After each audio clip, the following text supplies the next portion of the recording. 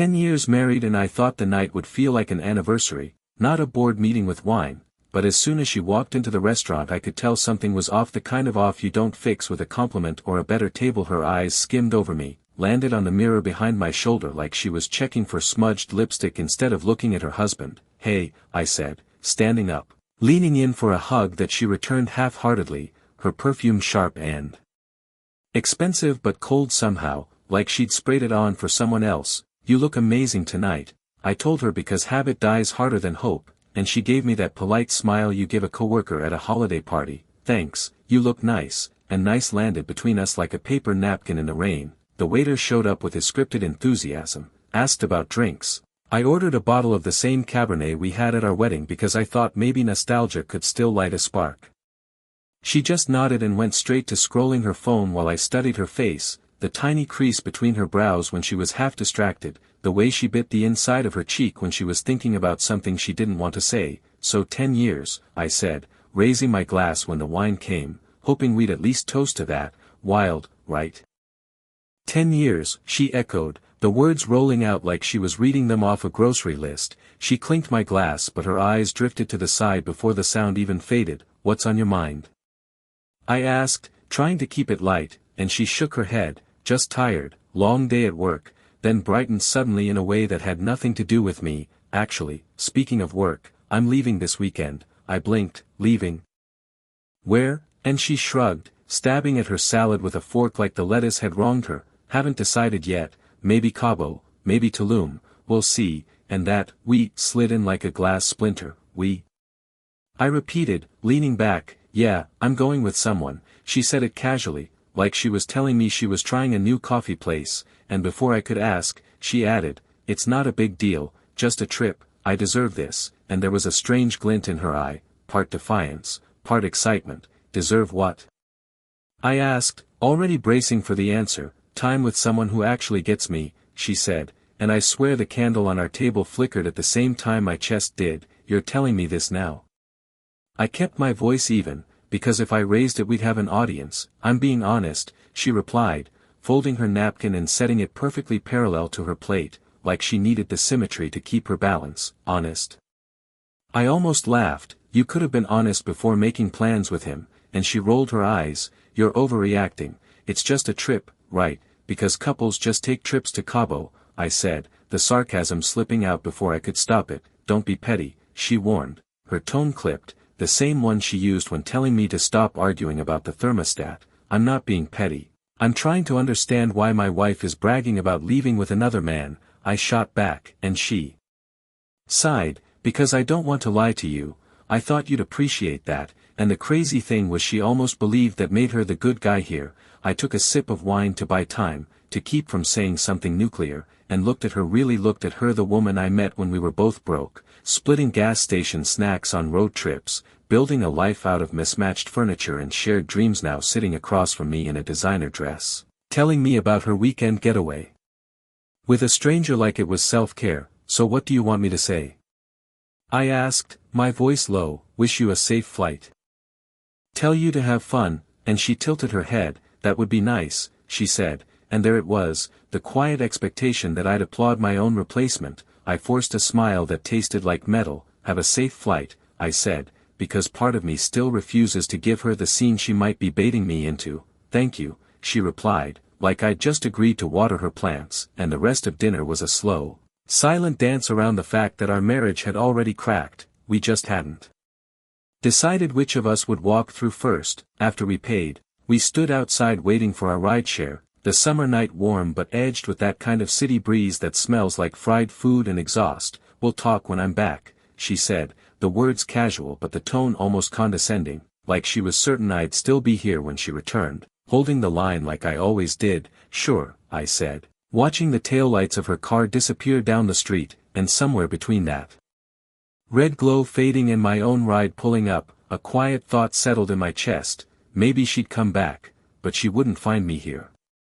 When she said, "I'm going with someone," at our anniversary dinner, I thought maybe she meant a friend from work, a girl's trip, something that still fit inside the boundaries of marriage, but the way she said it, like she was daring me to ask, already told me the truth was going to hurt, and because I've always been the type to pull the bandage off in one go, I asked. Who? And she didn't flinch, didn't look away, just took another sip of wine and said, Aaron, like the name was supposed to mean something to me, Aaron. I repeated, trying to place him. We met at that networking thing last month, she said, her tone soft but her eyes sharp, gauging my reaction, the one you didn't want to go to with me, and there it was the little twist of blame, as if my absence had created the vacancy he filled. So you're what, dating now? I asked, not sure if I wanted the answer or just wanted her to hear how absurd it sounded. It's not about labels, she said, cutting her salad with slow precision, it's about connection, about feeling seen, and my jaw clenched because I'd spent a decade seeing her, memorizing her, carrying her bad days and celebrating her wins like they were mine, but somehow that didn't count anymore, and you're telling me this now because... I asked, and she shrugged, because I don't want to sneak around, I want to be transparent, like she was giving me some kind of moral gift. Transparent would have been telling me before you booked a villa with him, I said, and she gave me that look, the one where she tilts her head just slightly, lips pressed in a line. The same look she gave the guy at the coffee shop last week when they messed up her order, like I was just another small inconvenience to handle. It's a week, James, she said. It's not the end of the world, and I almost laughed because for me it was the end of something, maybe not the world, but definitely the life I thought we were living. You're bragging, I said flatly. No, she replied quickly, I'm sharing. There's a difference, not when you're smiling like that, I pointed out, because that smile, bright, unguarded, the one I used to earn, was now for someone else. Can't I be happy about something? She asked. And I leaned forward. You can, but you don't have to rub it in my face, and for a second her expression softened, like she almost felt bad, but then she pulled her phone out, swiped, and turned it to show me a photo of an oceanfront view. Look at this, isn't it gorgeous? She said. Private plunge pool, champagne on arrival, and all I could see were 2 glasses in the picture, not one. You're really showing me this? I asked, and she blinked like she couldn't understand why I wouldn't appreciate her vacation plans. I thought you'd want to know where I'll be, she said, so you don't worry. Worry? I repeated, I'm not going to worry, I'm going to. I stopped myself, because the truth was I already knew what I was going to do, I just wasn't ready to say it out loud. She leaned back, crossing her legs. You're taking this way too personally, she said. It's not about you. And that was the moment something in me clicked into place, because if it wasn't about me, then it didn't have to include me. Do you even hear yourself? I asked quietly. You're telling your husband you're going away with another man, that you feel more connected to him, and you're acting like I should what? Applaud you? And she sighed. You're making it sound worse than it is. No, I said, I think you're making it sound better than it is, for yourself. And she didn't respond, just looked at me for a long beat before checking her phone again. A little smirk at whatever message popped up. I watched her thumb fly across the screen, her shoulders relax, the way she bit her lip, things she used to do when texting memed. I realized I wasn't jealous. I was just done, the kind of done where your chest feels hollow but your mind starts making lists, where you're already picturing the door closing behind you. So what happens after your trip? I asked, and she shrugged again. We'll see, maybe nothing changes, maybe everything does. And that casual maybe burned more than if she'd said she wanted a divorce, because it meant I was already on probation without knowing it. You've been planning this for a while, haven't you? I said, and she didn't deny it. I've been thinking about it. Yes, she admitted. And you never thought to talk to me first? I pressed. James, I've tried, she said, her voice rising a fraction. You don't listen. And that's when I laughed, not loud, not mocking, just a short exhale of disbelief, because I'd been listening for 10 years, hanging on every word, every shift in her tone, every unspoken thing, and here she was telling me I'd missed the plot. Well, you have my full attention now, I said, leaning back, letting the silence stretch, and she looked away first, which told me more than anything she'd said all night. The rest of dinner was just the clink of cutlery and the low murmur of other people's conversations, but inside my head the noise was deafening. I thought about our first apartment, about the time she called me from the side of the road with a flat tire and I drove 2 hours just to change it, about the birthdays I'd planned down to the minute so she'd feel celebrated, about the arguments I'd let go because I'd rather keep the peace than win, and I realized none of it had been enough to stop her from chasing this new thrill. When the check came, I paid without looking at her. We walked out into the warm night, and she said, "You're quiet," like it was a mystery. "I'm thinking," I replied. "About what?" she asked, stepping ahead to flag down her ride, and I said, about how honesty feels a lot like cruelty when you enjoy it this much, and she froze for just a second before recovering with a smile. Good night, James, she said as her car pulled up, and I watched her get in. Watched her wave at me through the tinted glass like we were old friends parting ways, and as her taillights disappeared, I knew that by the time she came back from Cabo or Tulum or wherever she ended up, the version of me she was leaving behind would be long gone. The morning she left was nothing cinematic, no slammed doors, no suitcase wheels clattering dramatically down the driveway, just the sound of her heels on the hardwood, the faint click of the lock as she pulled the door shut behind her, and the lingering scent of her perfume hanging in the hallway like a last word she didn't bother to say.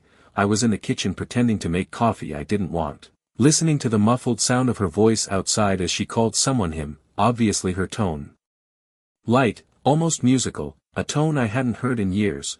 And when the car finally pulled away I just stood there for a long minute staring at the spot where her suitcase had been leaning against the wall last night, an empty rectangle on the floor like the outline of a body at a crime scene.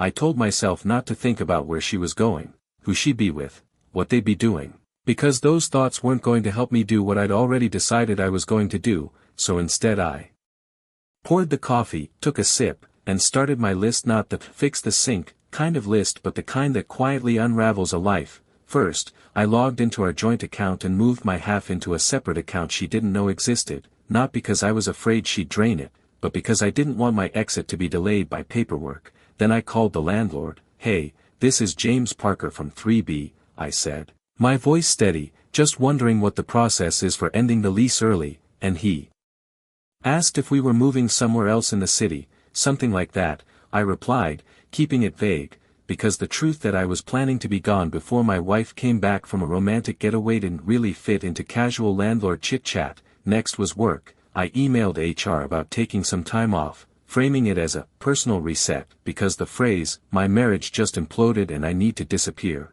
felt a little too on the nose for a corporate inbox. Then I moved to the closet, pulling my clothes off hangers and folding them into the suitcases I hadn't used in years. It was strange how easy it was to tell what was mine and what was hers, how little overlap there actually was after 10 years, and every shirt I packed felt like a page in a book I was closing. I kept expecting some wave of nostalgia to hit me, some voice to say, you're making a mistake, but all I felt was this quiet, steady clarity, like a man finally realizing the fire alarm has been going off for years and deciding to just walk out of the building. I took breaks to throw out old receipts, shred documents with both our names on them, box up the few things I actually cared about, a watch my dad gave me, the guitar I swore I'd learn to play, the leather journal where I'd written about the early days with her when love felt like something that could only grow, and every time I found something that used to mean us, I had to decide if it still meant anything at all. Mid-afternoon, my phone buzzed, her name on the screen. I considered letting it go to voicemail but answered. Hey, I said. Hey, she replied, the background noise of waves and laughter bleeding through, just checking in, how's everything? And I almost laughed because everything was quietly being dismantled in her absence. Fine, just catching up on some things, I said. You? It's beautiful here, she said, we just got to the villa, it's insane, you'd love it. And I bit my tongue because what I wanted to say was, you mean I would have loved it when I was still the person you wanted there, but instead I said, sounds nice, and she went on about the food, the view, the pool, all of it narrated like she was a travel influencer, and when she finally hung up, I just stared at the wall for a minute, not because her words hurt, but because I realized they didn't anymore. That was the shift. I wasn't the man she was trying to wound, I was the man quietly building his escape route. Over the next couple days, I kept my head down, tying up loose ends, forwarding mail to a co-working space I'd rented under my name only, deleting old photos from my phone, even the ones I'd once sworn I'd never delete, and each action felt less like erasing my life and more like clearing a path to the next one. The neighbors probably thought I was spring cleaning, the way I kept carrying bags to the car, but inside those bags were pieces of a man she thought would be waiting when she returned. One night, my buddy Mark called. You want to grab a beer? He asked, and I almost said no because I didn't want to explain, but then I thought maybe saying it out loud once would make it more real, so I met him at the corner bar, and after a couple sips, he leaned back and said, all right, you've got that look, spill it. And I told him, not everything, just enough. She's gone for The week with someone else, and he winced, "Man, I'm sorry," and I shrugged, "Don't be, I'm good," and I could tell he didn't believe me, but I meant it. "What are you gonna do?" he asked, and I said, "Leave," and the way his eyebrows shot up made me realize how rare it is for people to actually follow through on those thoughts. "You serious?" "Yeah," I said, "by the time she gets back, I'll be gone," and saying it out loud felt like signing a contract with myself. When I got home that night, I sat on the couch and looked around the living room, all the little traces of Usher throw blanket draped over the armchair, the framed picture from our trip to Seattle, the stack of books she never finished, and I imagined them without me in the frame, without my coffee mug on the table, without my shoes by the door, and the image didn't make me sad, it made me feel free. The last thing I did before bed was write the note I'd leave for her, not a letter, not an essay, just a few lines. "By the time you read this, I'll be gone. You don't need to find me. Live the life you've chosen." I read it twice, left it folded in an envelope on the kitchen counter, and went to sleep knowing that in a few days, she'd come home expecting the same man she'd left and find nothing but empty space where I used to be. By the fourth day she was gone. My apartment didn't feel like ours, Anna Marie. It felt like a layover, a place I was passing through on my way to somewhere else, and the strangest part was how natural it felt to erase myself. I'd wake up, make coffee, and go back to quietly dismantling the life she thought she'd come home to, pulling my things from drawers, packing them into the 2 suitcases I'd decided were enough to hold everything worth keeping. The rest I left behind like dead weight, and every item I touched came with its own decision: keep it because it mattered to me, or leave it because it only mattered to us, and us was no longer something I planned to carry. I spent hours online looking up short-term rentals in cities I'd never visited, not because I was running away but because I wanted the freedom of not being anywhere she could predict, and I booked a small place 2 states over under a work travel excuse. The kind of place with 1 bed, a kitchen that barely fit 2 people, and a window that overlooked nothing important, which was exactly what I needed. I called my landlord again, this time to give my 30-day notice, and he asked, "Is your wife moving too?" And I just said, "No," letting the silence do the rest. Then I stopped by the bank in person to make a clean withdrawal of anything with my name on it, the teller smiling politely like she wasn't quietly noting the size of the transaction. Afterward I swung by a storage facility, rented a small unit, and loaded in the boxes I didn't want to take with me yet couldn't bring myself to throw away: old yearbooks, my dad's letters, a few tools I'd probably never use but felt wrong leaving behind, and each trip up and down that metal hallway felt like walking away in slow motion. Mark called again that night. "You still set on this?" he asked, and I said, "Yeah, more than ever." "You gonna tell her?" he pressed. And I thought about the temptation to drop one last truth in her lap, to watch her face go from smug to stunned, but then I pictured her brushing it off, twisting it into something that made her the victim, and I decided she didn't get that moment. "No," I said, "she'll find out when she finds out," and he whistled low. "That's cold." "It's clean," I corrected, because this wasn't revenge, this was extraction. Over the next 2 days, I cleared my phone of her photos, messages, even the voicemail greeting she'd recorded for us back when we shared a line gone. I backed up my contacts, deleted my socials, set up a new email, the kind of digital purge that makes you realize how many little threads tie you to someone, and I cut every one of them. The night before she was due back, I cooked my last meal in that kitchen, standing barefoot on the tile, stirring pasta and thinking about how many dinners I'd made for her in this space, how many times I'd looked up to see her sitting on the counter sipping wine, smiling at me like I was the center of her world, and how far we drifted from that without ever actually moving. After I ate, I washed the dishes, wiped down the counters, and walked through the apartment one last time, flipping light switches, opening closets to make sure nothing of mine was left behind. When I reached the bedroom, the bed was still made from the morning she'd left, her side untouched, mine stripped of the pillow I was taking with me. I set the envelope with my note on the kitchen counter, right where she'd see it the moment she walked in. No explanations beyond the truth: "By the time you read this, I'll be gone. You don't need to find me. Live the life you've chosen."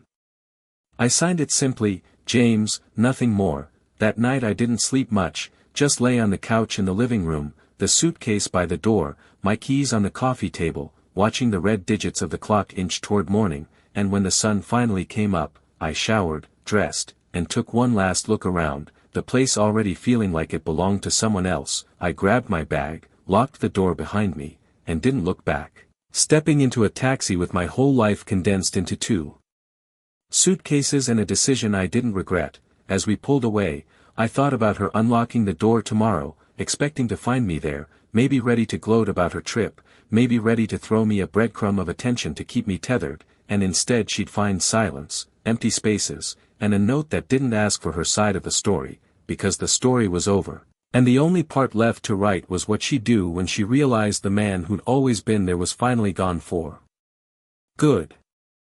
She came back on a Sunday afternoon, the kind of day where the sky is too bright for how tired you feel, the kind of day where the air smells like people grilling in their backyards, and I wasn't there to see it, but I can picture it perfectly, her heels clicking up the hallway, that faint sound of suitcase wheels rattling over the uneven tile, the jingling of keys she always carried in her left hand while her right hand was busy texting someone, probably him, maybe telling him she'd miss him already, she'd be home soon, and then the sound of the lock turning, the door swinging open, and the moment her smile fell when she saw what wasn't there, because the thing about emptiness is it's louder than noise, louder than any fight we could have had. She would have stepped inside expecting the familiar clutter-me shoes by the door, my jacket on the chair, the faint smell of my cologne in the hallway, but instead she'd find clean, empty spaces, like someone had scrubbed the air of me, her suitcase probably still sitting in the doorway as she walked into the kitchen and saw the note on the counter, the envelope with her name on it in my handwriting,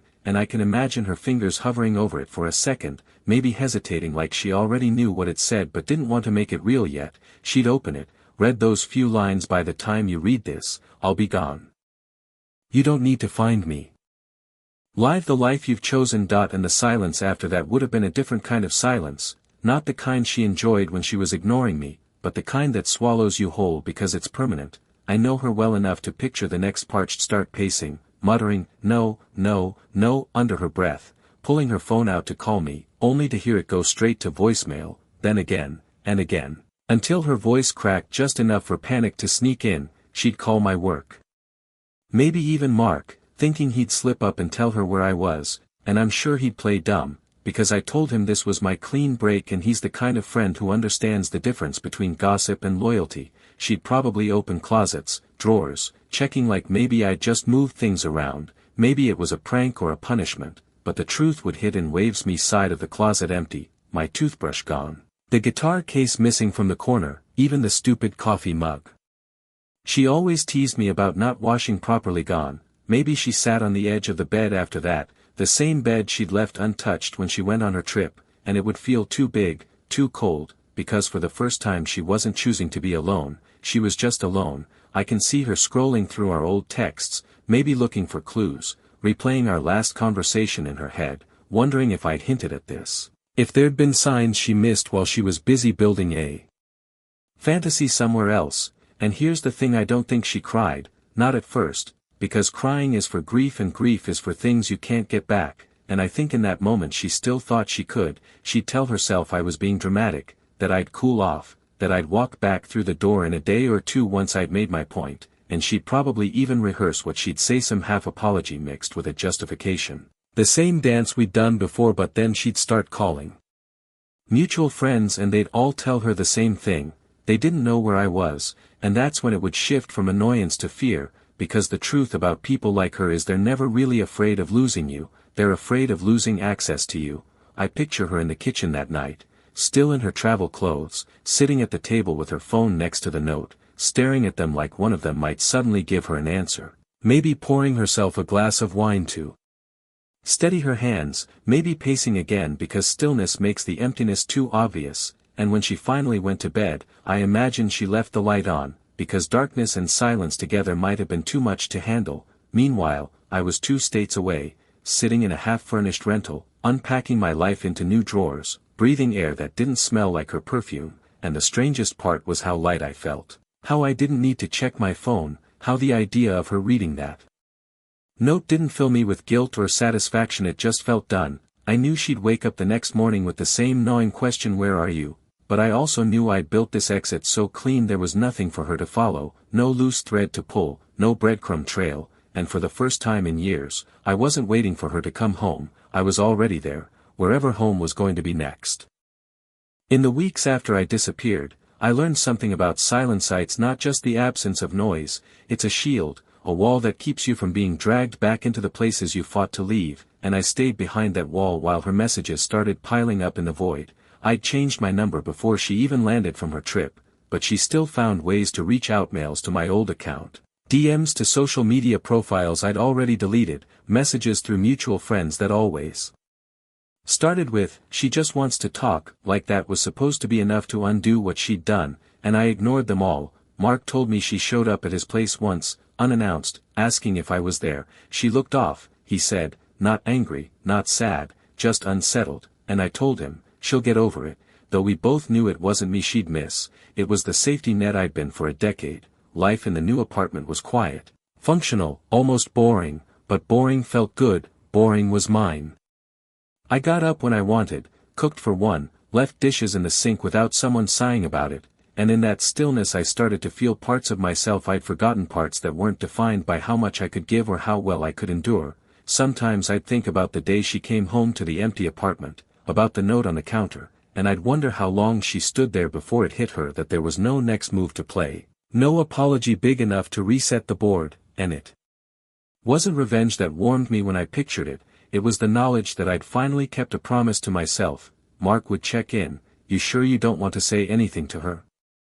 "Closure, maybe," and I'd just shake my head. Closure's what you give someone when you still care how they sleep at night. I'm fine letting her wonder, and that was the truth. I didn't want to answer her questions, because the answers wouldn't help her, and I didn't need them to help me. A month in, I ran into one of her friends, Lauren, at a coffee shop, and she froze when she saw me. "James, wow. So you're alive," she half joked. "She's been well. She's been a mess," and I sipped my coffee. "She'll be fine," I said, but Lauren leaned in. "She didn't expect you to actually go, you know.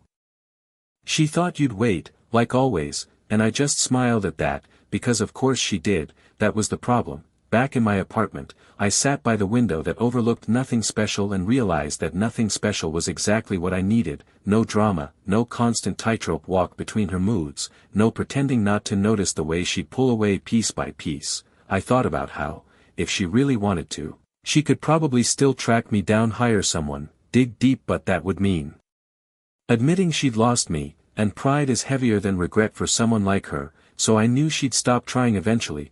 2 months later, Mark called to tell me she'd moved out of our old place. "Guess it didn't feel the same without you," he said, and I didn't ask where she went, because it didn't matter. Her address wasn't a point on my map anymore.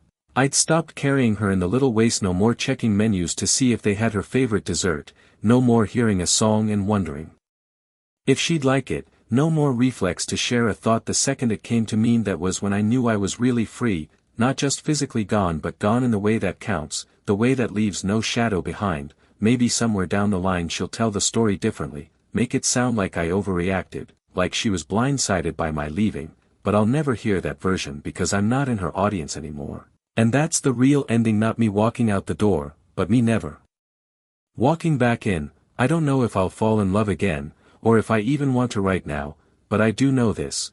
When I look in the mirror these days, I don't see the man waiting for someone to choose him, I see the man who chose himself, and once you make that choice, you don't go back.